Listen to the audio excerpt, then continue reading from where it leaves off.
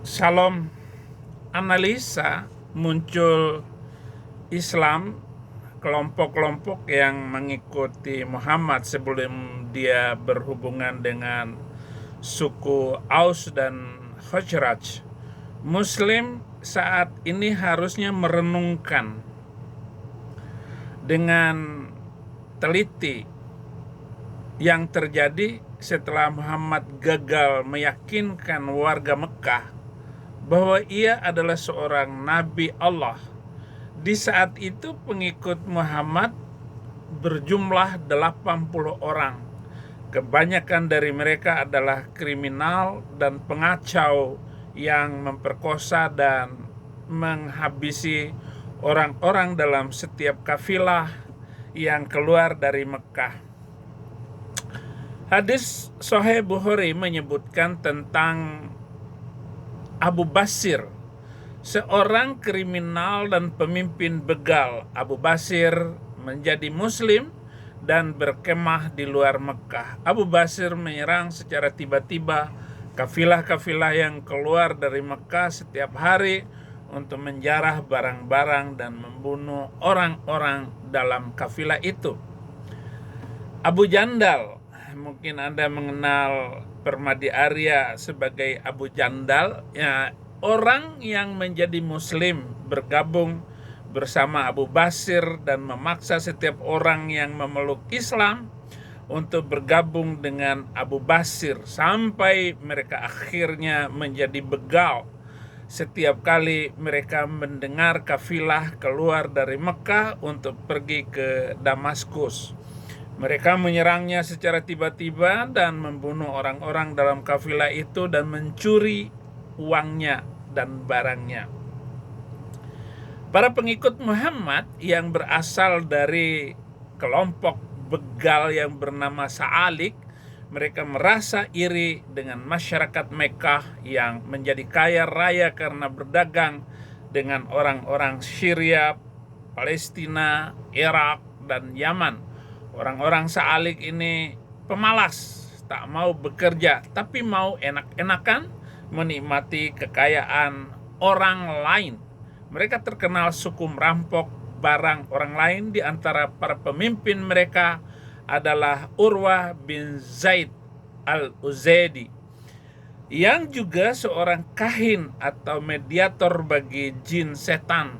Kelompok-kelompok begal Sa'alik yang dipimpin kahin, dukun jin setan ini menunjukkan bahwa mereka merupakan bagian dari okultisme. Inilah sebabnya mereka bersedia ikut Muhammad, karena Muhammad sendiri mengaku sebagai nabi bagi manusia dan jin alias setan-setan, dan Muhammad malah menganggap para jin setan sebagai saudaranya, seperti yang ditulis di dalam surat ke-72 ayat 19. Ketika Muhammad berdiri, maka berkerumunlah jin-jin itu. Dia berkata bahwa para jin setan adalah saudara kaum umat Islam, saudara-saudaramu para jin, begitu beberapa hadis. Kelompok begal Sa'alik ini juga sangat suka seks bebas tanpa batas. Itulah sebabnya mereka menyerang rumah-rumah di Mekah dan memperkosa para wanitanya. Mereka menganggap Islam adalah alasan bagi mereka untuk merampok setiap kafilah dan menyerang orang-orang Mekah. Mereka mengikuti peraturan Muhammad yang mengatakan bahwa setiap laki-laki Muslim hanya boleh punya istri di waktu yang sama sebanyak 4 orang saja. Tapi mereka tetap boleh memiliki budak-budak seks tanpa batasan jumlah. Mereka menganggap peperangan sebagai cara yang tepat untuk mendapatkan budak-budak seks.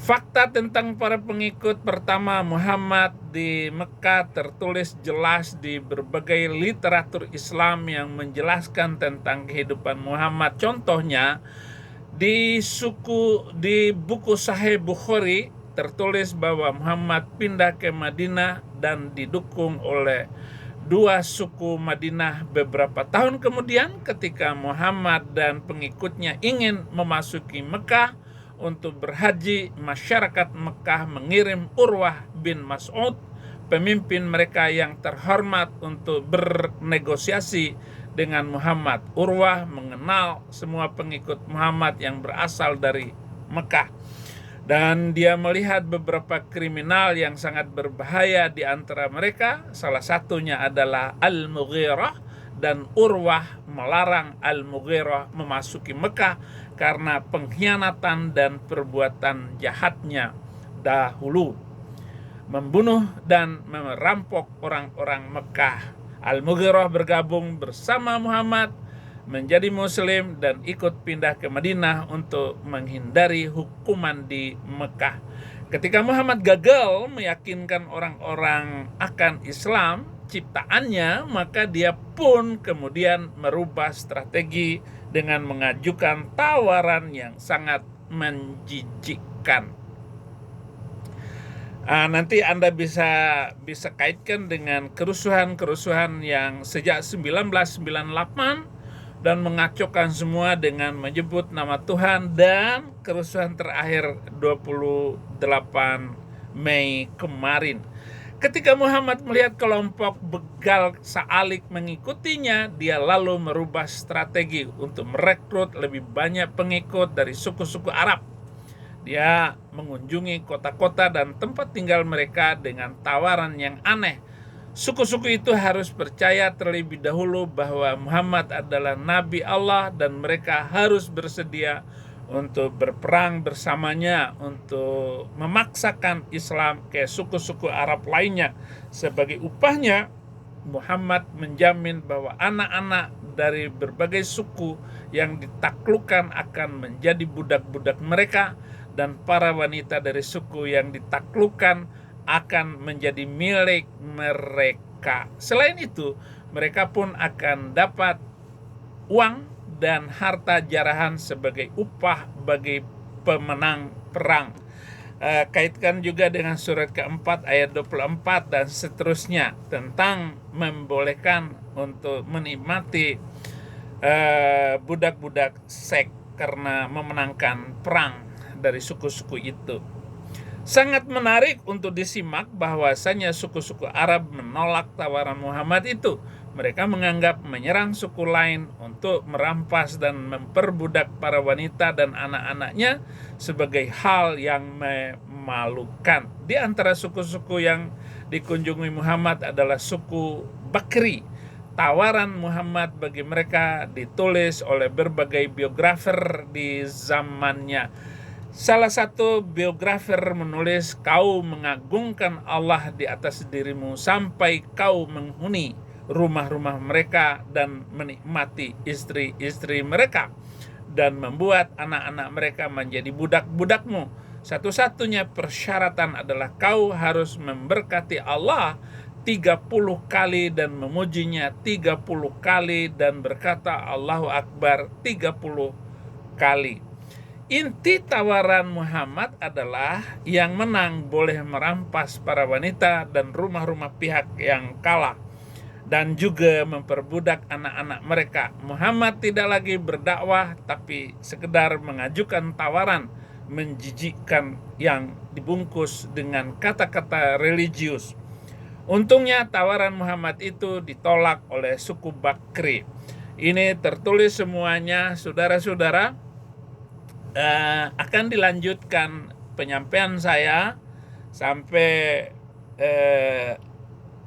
terbukti benang merah antara ajaran Muhammad dengan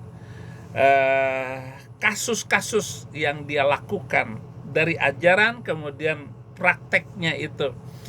Nanti Anda akan membaca surat Al-Hasyr, surat ke-59 tentang merampok dan merampas, surat-surat pengusiran terhadap orang Yahudi dan orang Nasrani di Madinah, sehingga sampai hari ini orang Yahudi dan orang Nasrani itu sudah tidak ada kejelasannya. Terima kasih, Tuhan Yesus memberkati.